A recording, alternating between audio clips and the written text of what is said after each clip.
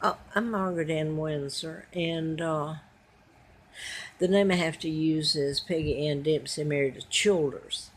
I was kidnapped in 41, age 2, born in 39, and brought to Moulton, Alabama, and given the name of a dead twin, Peggy.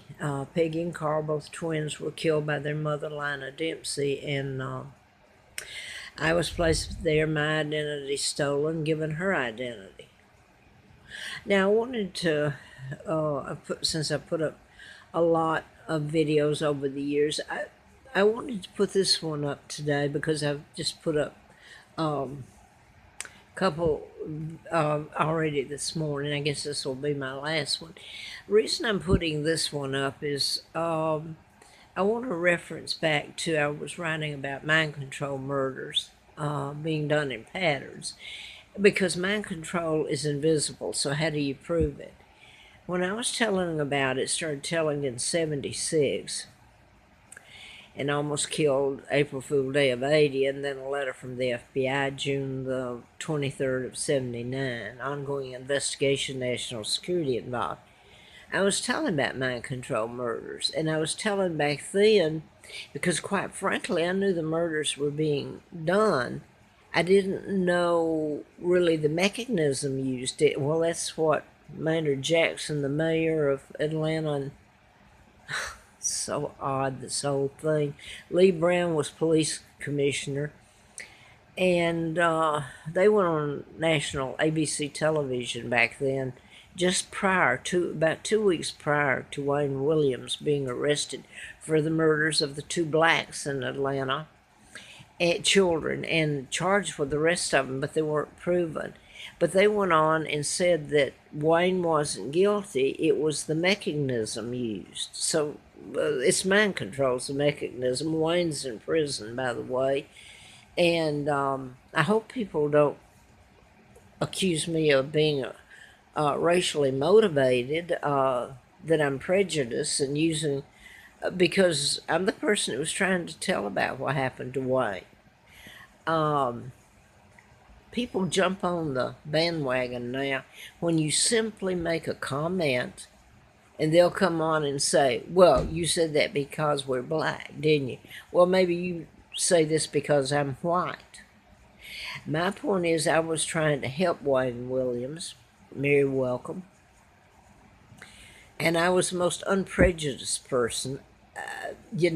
I got thrown out there, and I found out real quick how prejudiced other people can be.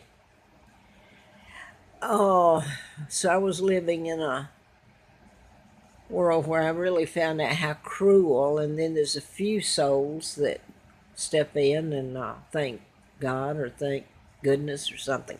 Anyway, get to the point. Think about my kids. Anyway, I wanted to get back to, I'd done the book on, was trying to get it published, Medical Malpractice. It was MD, a License to Kill. Larry McDonald, congressman, doctor. I'm going to go ahead and put Hardiman up because he was a part of this crap. And the Gene Srokerman, how come he worked at Piedmont, where Larry McDonald worked as urologist, and then he was congressman too. I think his family were involved in the hospital. Anyway, it was a list of people, doctors that are... Anyway, Gene Srokerman, what's she got to do with it? A good bit. She was shot on Christmas Eve in Hardiman's office, and then you get this tie into Carol Johnson, who was a good lady, but then... well, I guess a lot happened to her, so she decided that, I don't know. Anyway, she was a good person, the last I knew. Now then, I'm going to get to the point. I was writing about mind control. Back then, I was actually shown, when I started doing the book, how it was done back then. And heaven forbid that you start telling about it's done through the Morse code, teaching your Morse code at a lower level of your hearing that you're unaware, but you're sure getting it. And that's how they program you. And now then, back then, they could do it with a handset, handset or a ham set. And like you use, it's the one thing if everything falls apart and you have everything like what am I trying to say? When the magnetic pole shift or the Illuminati take over, it's the only thing you got left to contact someone. I believe I'm correct on that. Is the ham set. But anyway, that's obsolete at this point, but they can still use it. Here's the point I want to make. It is worldwide. You can still use it. Very much so. Now, satellites do it now. This is a long way from 76 till now. This was being used a long time ago to murder and make disappear of natural cause and all this. The Tesla files that I've been writing about. So what they've done, and Martin Luther King partnered with JFK Jr., excuse me, that's his son that came up on the mountain when I was freezing and starving and said they wanted to see how they made me live. Oh yeah, he did. George Magazine, he's so proud of what they did to me, why didn't he make it get public to the world? Well, he can't now because he and the other cousin of his that came up there and taunted me, well, they died within 12 days of each other. In 99, I believe, that happened. They came up on the mountain to taunt me. About 93 spring, early spring of 93, and really 94, I would think. Just before the new addition to the Appalachian Trail coming up Mountain Pass on the other side. It's like Alpha and Omega. I used the old trail. It was all there was up the mountain to Full Heart Knob, where I lived and stayed and did other parts of around that area and tried to live. Now I'm but anyway, when he came up, JFK Jr., this happened. It was the year prior, the spring prior to the next year, when the new addition up from the other end of Mountain Pass, close to Williamson Road, and the post office there in Travel, is how anybody would know. But that's when it was up there. That was the new trail, that little segment up from Mountain Pass up there on the other side. So it was like Alpha and Omega. And here is to back up. I'm just going to cut out anything else. To back up, when I went out it was so bad. I got the letter from the FBI and things were just getting bad to worse. And as far as I know, the FBI tried to help in keeping me and my sons alive. So I don't, there's a segment of FBI that were good. It's like that 3 Days of the Condor with Robert Redford and Faye Dunaway, I think, played in it. But I wanted to get to this one thing, because what happened to me in the cab the other day. And I mentioned this young girl that was killed here, and you can prove it. This is credible. I want to say this, and I know that these people have more power than I do. And yes, it's credible what's been done to me. You just didn't put it before the public, not the truth. And that's all I'm going to say. If they see this, they know who I'm talking to. So don't say this isn't credible. It can be, and I lived it, and it's not funny. My life was ruined too, and I was trying to tell you about it. So, anyway, these can be, but this girl was, I didn't know this part of it. I knew she was murdered and was done in patterns. And there was a English student from Charlottesville, was this man, Jesse, well, I might as well go ahead and say it. Jesse, well, for goodness sakes, I'm going blank. Anyway, he's in Fairfax, Virginia. He was found guilty. It was mind control used on him. He's a black man. And anyway, he was found guilty of killing the girl from England. Her parents moved over here. And this is what happened to their daughter. She was taken out by Jesse Matthews. He was programmed, and she was taken out in the woods over near, I think, Lynchburg here, out in the woods, wooded area way out. And she was raped and everything done to her, dead. And then the other young lady, I'm not going to mention her name, and I did this because I cared about, and I still do, but I am sorry that caring ended up caring about people that hated my guts, you know? Just because of who I am. It's hate crimes that have been done against me. But anyway, this young girl was at I'll go ahead and say it, Metallica contest. You don't have to edit my speech when I'm telling the truth. Afraid of the powers that be because I'm simply telling the truth. Anyway, she had gone, this is in '09, fall of '09, and she had gone to a Metallica concert, and somehow she had to go to the bathroom and got separated, and somehow went outside. I think she got hurt or something. Went outside and ended up. I didn't know this part. I really didn't. I don't remember it being told by the press, but someone told me last year that knew that she had gotten into a cab. She couldn't get back. The phone was gone, left inside or something to her friends. She was locked out. She couldn't get back in. So she ended up in the cab, and that's how she ended up where she was. I think they found her body, and later in the spring, it was still, I don't guess it was still snow on the ground, but they found her body. And she'd been killed, and God knows what else done to her. And this one can be proven, and the other one in conjunction with it. And then there's another one that can be, all of them could if you put it up there, spent the time to put it up there. But the government doesn't want you to know that they're doing it, and that it's that easy to kill someone. And this is where I wanted to go with this, and I'm going to stop.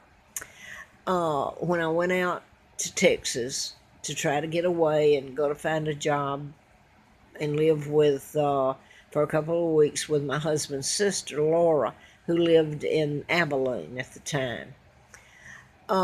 She since moved to outside Austin, I think she's still alive, and lived a good life.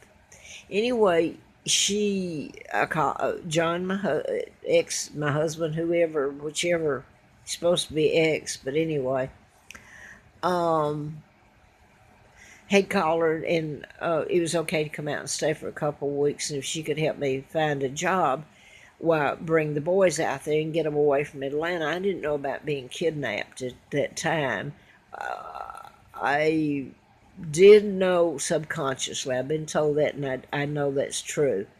But at the time, I didn't know. It was odd. I was trying then to get away and change my name.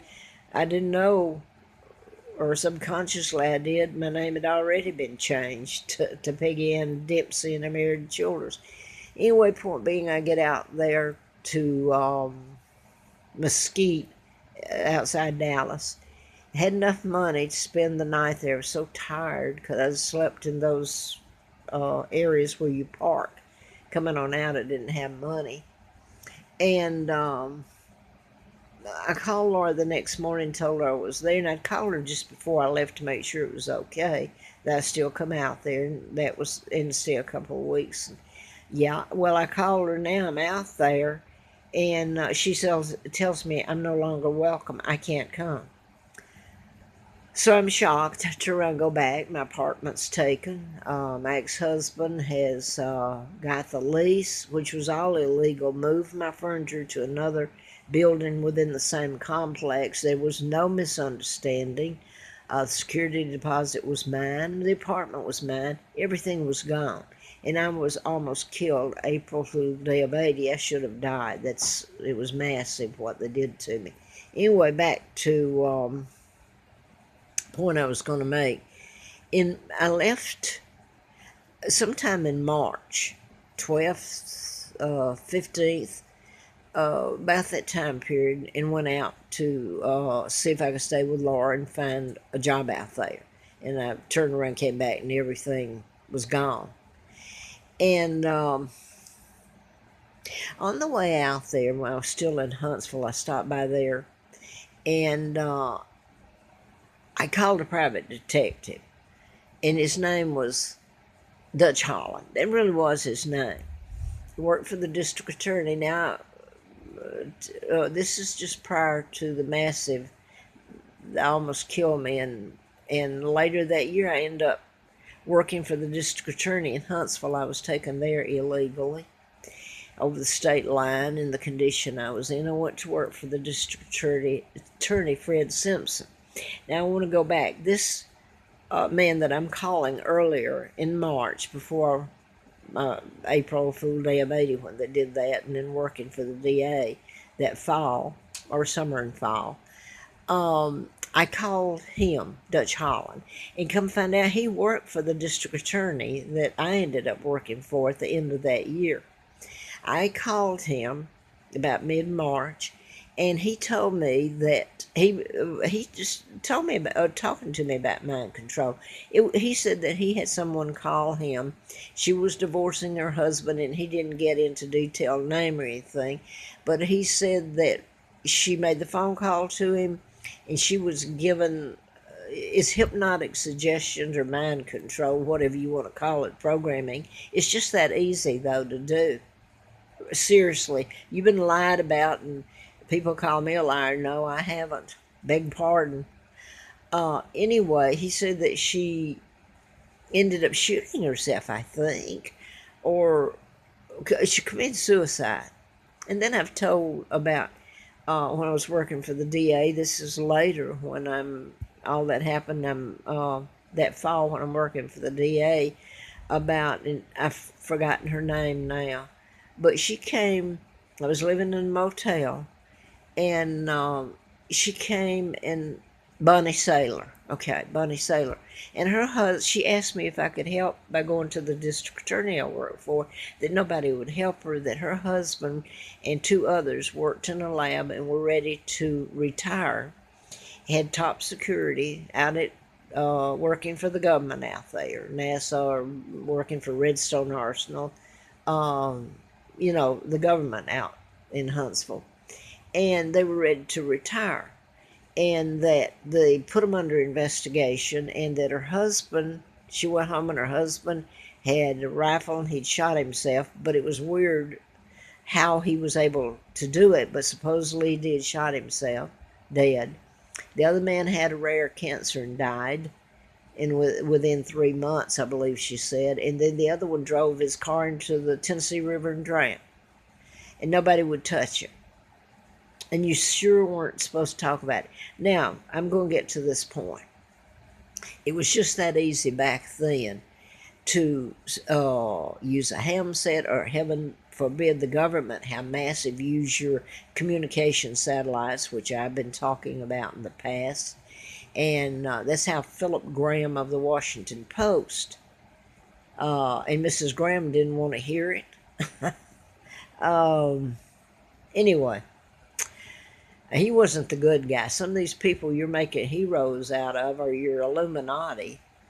And the global government sitting right up in D.C., in New York. Well, it's in D.C. too. Your whole Congress knows it.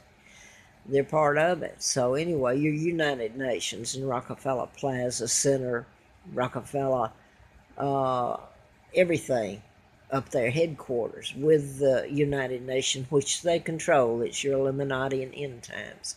Now then, what happened to me, what happened to the young lady that I started out telling about,